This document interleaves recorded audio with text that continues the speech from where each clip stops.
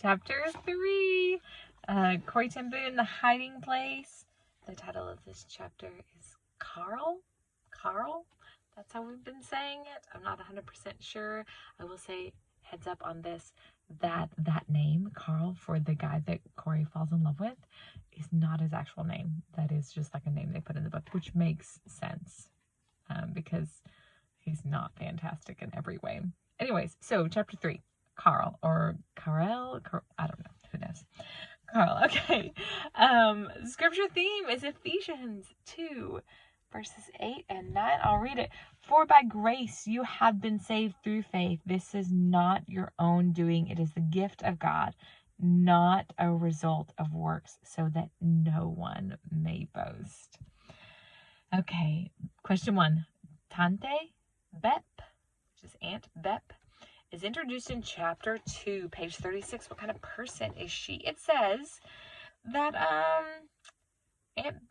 just talking about the hat, it says, Aunt Bep won't. She says, she never likes anything, Nolly said, so she doesn't count. So Aunt Bep is known as being very negative and not liking anything. She was grumpy. She's always complaining. She was a governess for several different wealthy families, and she's always saying, oh, well, those children of like one of her previous people, they never screamed and yelled and ran around, and oh, they did better at this, and oh, this is horrible. So she's very negative. She's always talking bad about her current circumstances and always reflecting back, saying that, other places she used to live and stuff, things were better. So she's a very negative person. Again, radically different from Corrie's mom. So a very negative person.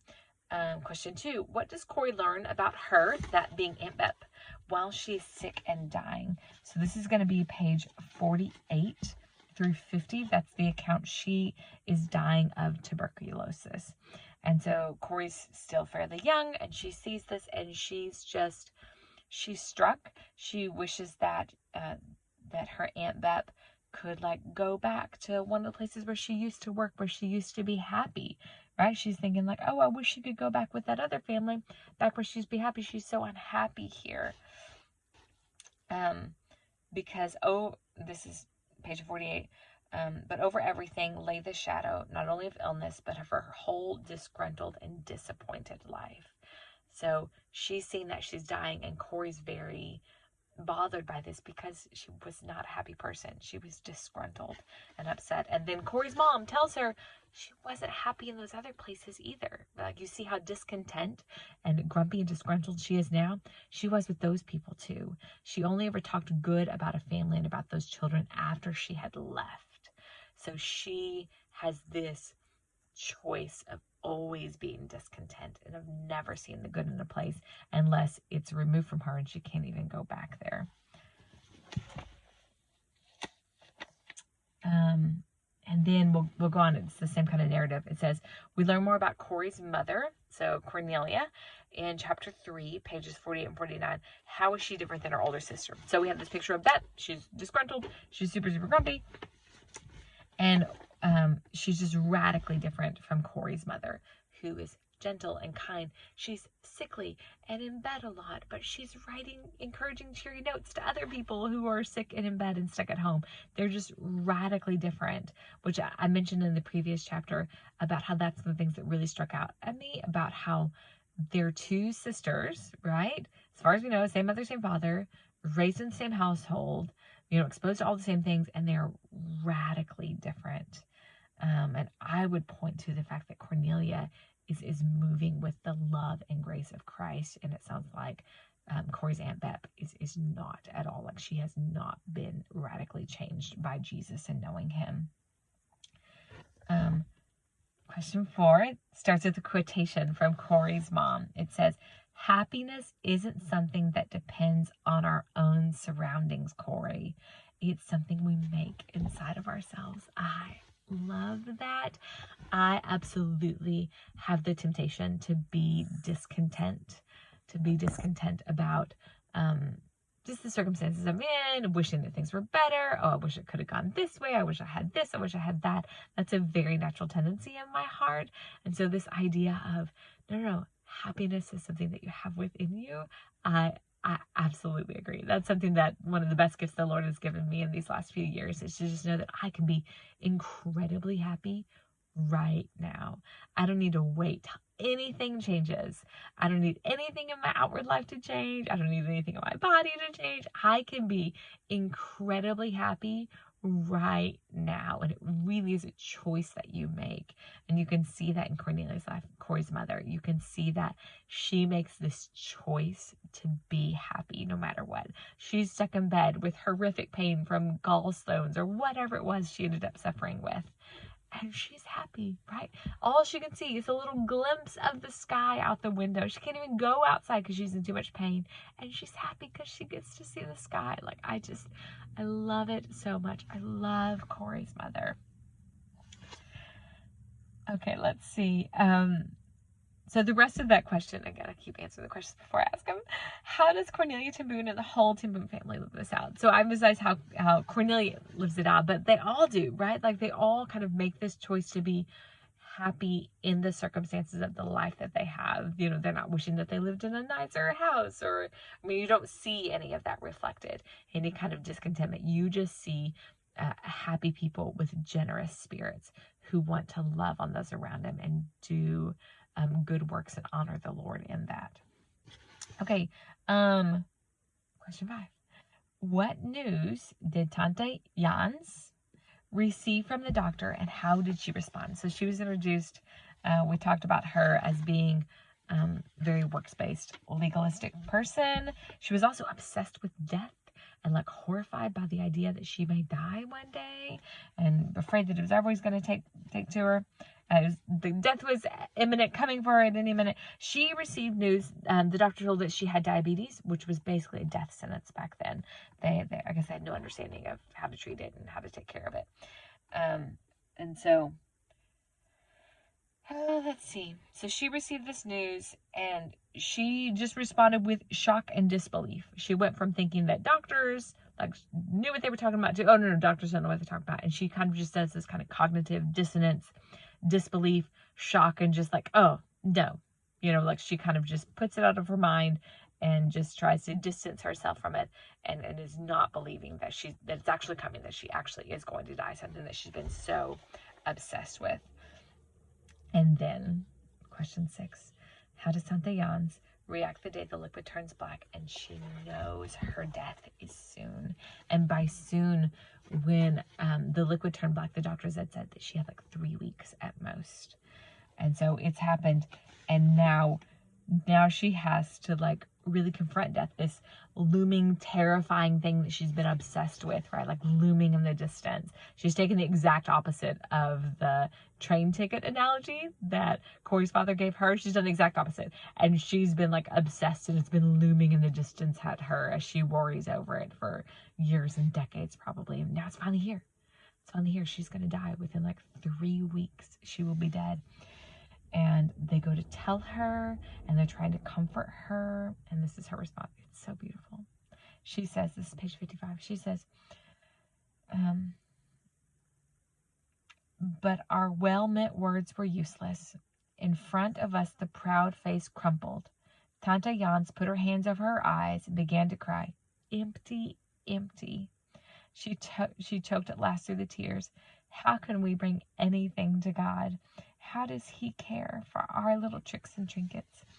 And then as we listened in disbelief, she lowered her hands and with tears still coursing down her face, whispered, Dear Jesus, I thank you that we must come with empty hands.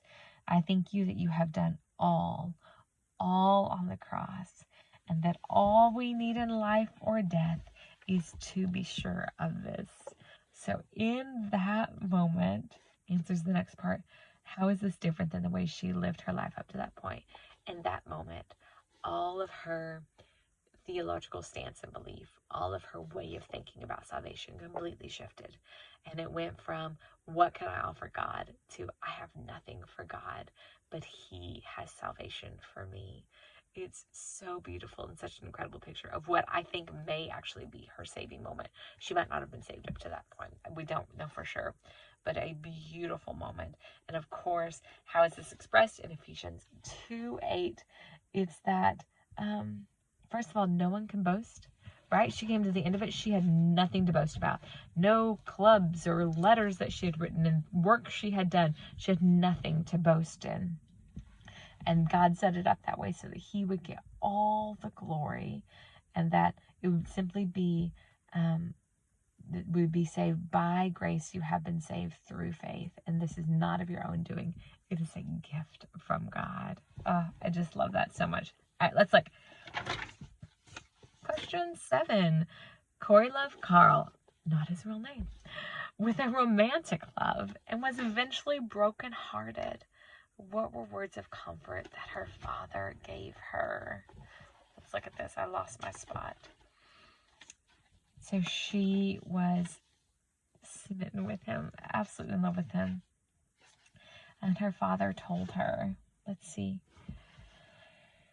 So she was afraid he was going to come with empty platitudes, but instead he said, Corey, he began instead, do you know what hurts so very much? It's love. Love is the strongest force in the world, and when it is blocked, that means pain. There are 2 things we can do when this happens. We can kill love so that it stops hurting, but then, of course, part of us dies. Or, Corey, we can ask God to open up another route for that love to travel. God loves Carl even more than you do, and if you ask him, he will give you his love for this man, a love nothing can prevent, nothing destroy. Whenever we cannot love in the old human way, Corey, God can give us the perfect way. So she's afraid that he's going to come with empty platitudes about, oh, they'll be somewhere else, someone else. Don't you worry about it. And instead he comes with beautiful truth that love very often means pain in some way or form. And in this way, where her romantic love for him is blocked, he's saying, but you can offer that up to God, and God will lead you to love him in a different way. It's just so incredible. And it's such a huge thing to say to a young woman who's in love, right? Like, this is not the kind of talk you give to a child. This is the kind of talk that you give to a woman of God. And you say, God has a high standard. And if you're willing to ask, he'll do something really incredible here. So what was her prayer about Carl? She said, Lord, I give to you the way I feel about Carl, my thoughts about our future. Oh, you know, everything. Give me your way of seeing Carl instead. Help me to love him that way, that much. So she's saying, God, all of my ideas, all of my plans, all of my notions about us getting married and the house we're going to have and the number of children we're going to have, because they talked about all of that. That though the word marriage was never said, you know, sneaky kind of things. But all of those plans that she had made in her heart and in her mind, she's saying, God, I give them all to you. I'm going to choose your way instead. I'm going to surrender this thing, this good thing, right? It's not something evil or awful or horrible. It's a good thing. She says, I'm going to surrender this good thing and I'm going to put it in your hands. I'm going to lay it at the cross. And I'm going to trust that whatever you put in my hand, that I'm going to pick that up instead and have that with me. And so she's asking that the Lord would give her his love for Carl, that she would be able to love him as a brother in Christ and not in this romantic kind of way because he's getting married to someone else. Okay, so how might Corey need God to change her feelings towards people in the future? Ooh, there you go. Talk about preparation. So she's being prepared to give her feelings about someone over to God. And this is this like romantic love of, oh God, I'm in love with him. Please change it to a brotherly affection and a spiritual, godly kind of love. But in the future, it's going to be things like, oh God, I hate this person because they're evil, because they are. God, I give that to you. Will you help me love this person with the kind of love that only you can have, right? And she gets confronted with evil people doing evil things that have harmed her and those that she loves. And she has to submit those feelings to the Lord and ask him to do something miraculous. Okay, so reflect on ways in which God has changed your heart or feelings towards people or situations. I love this question. God's absolutely done this to me. God's done it in really small ways where, like, when I was 20, I had a coworker that I didn't like, that I just personality-wise didn't get along with. And I was like, Lord, I don't like that. You know, that's not right. Please change my heart. And literally within like days, all of those kind of like angsty feelings I had about her just went away. I was like, that's a miracle of God right there. So sometimes it's quick and sometimes it's fairly easy and sometimes it's really long years in the making of daily submitting yourself to the hand of God and taking up your cross and choosing to love people who are really unlovable, choosing to give to people, to serve them in such ways that God is honored. So it's a big choice, but it's a really good prayer to make, right? It's a good thing to ask. If there's somebody in your life that just rubs you the wrong way, saying, God, help me love this person the way you love them. God, help me see them the way you see them. Don't let any kind of bitterness take root here, right? It would have been so easy for her to get bitter about Carl because he did her wrong. He was wrong. And it would have been so easy to be bitter, but she didn't. Instead, she submitted her feelings to the Lord, and he took those feelings and turned them into brotherly affection. It's really beautiful. Okay, 8, last question. As always, was there any word, phrase, or idea that stuck out to you in this chapter? For me, I don't know. I think there was just a bunch of things. But again, I think that, Carl just kind of did her wrong. I will say about this that, her loving Carl was a good thing, right? It's not bad to want that. They probably would have gone on to have, had he chosen her over the wishes of his parents, they probably would have gone on to have a really beautiful life, right? Where she loved God and he loved God and they had children and a really beautiful life, a good thing. But the Lord, in denying her Carl and that marriage and motherhood, he gave her something else. Like, it's a very specific calling, because marriage and motherhood is glorious and it's for most people, it's for most women. But every now and then, God has a really special, really high calling of singleness. And for Corrie, what that looked like is her incredible work, not only, kind of working covertly with the underground during World War II, but for decades after that in traveling and ministering, kind of things that really wouldn't have been possible to do righteously if she had a husband and children and family to care for. So, a really interesting thing. You really can trust God to lay down what your plans and trust to pick up his plans instead, because he knows everything. He purposes everything, and he's a really good father to us. Okay, so we'll be back later with chapter 4. Bye.